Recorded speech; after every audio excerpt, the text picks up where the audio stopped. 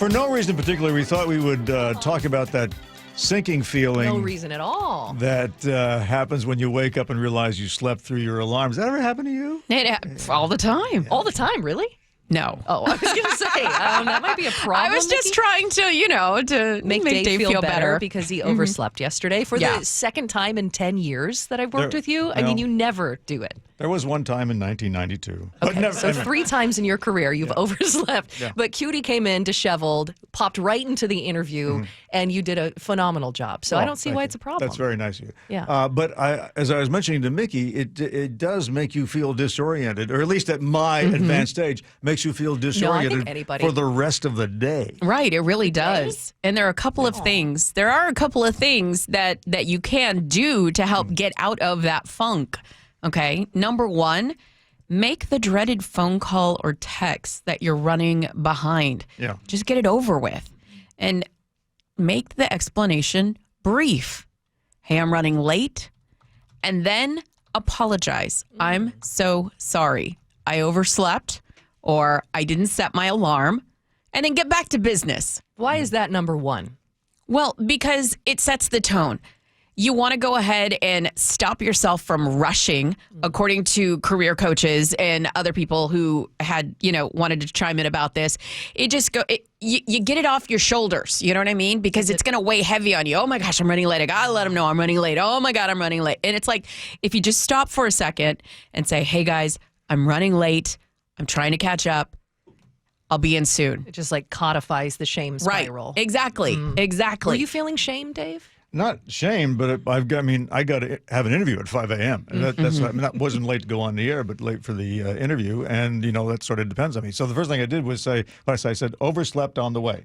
Right. Well, and Monday is a particularly bad day for it because you are kind of booked up with interviews. Yeah. Any other day, you could maybe roll in a little bit late. But of course, has to be the worst possible. Okay. And so also, get through the shame spiral. What's next? Take a few minutes and calm down. That's kind of how you can get back on track. You just go, okay, do I need to shower? Do I need to get my clothes ready? Do I need to make coffee? Just really take a minute, calm down, and then start getting ready.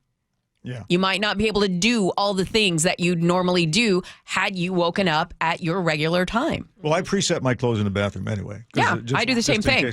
Yeah, we lay everything out so that way in the event we are late, boom, we're ready to go. But the thing I mentioned to you was I also have to make a deliberate attempt not to try to rush into work because then it's dangerous. Right. So I'm just saying, okay, it's not worth, I'm only going to save 30 seconds, if I start doing 70 across the bridge.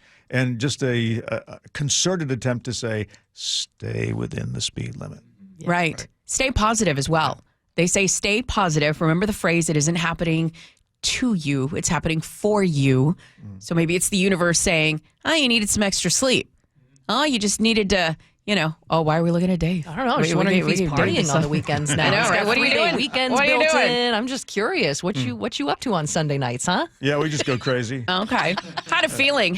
So how did you, not to skis, we only have a few minutes left, but he said the feeling lasted all day. What was the feeling? Was it? Just like, am I doing the right thing? Am I making sense when I open my mouth? Just things like that. Yeah. Was there any advice on shaking that? I mean, I went. Yeah. I kept my usual appointment at the gym and always I usually feel better after that. Yeah. So again, in order for you to feel like you're going to because you're never going to really get caught up, right? Yeah, because you're going to constantly feel behind. Take that minute, take a downtime, breathe. Get your checklist, check some things off the checklist to make you feel like you're getting back on task. Now, there are people who are chronically late, Gen Zers, and they've dubbed this time blindness. Well, look who's here, our Gen Z specialist, David Burbank. He's also that. The millennial specialist. Never late, I am. I'm right on the edge. I'm on the fence. Well, what's interesting is for me, I've overslept many times, and for this shift I've done it a couple times, but you guys would never know because I'm alone here in the station for several hours.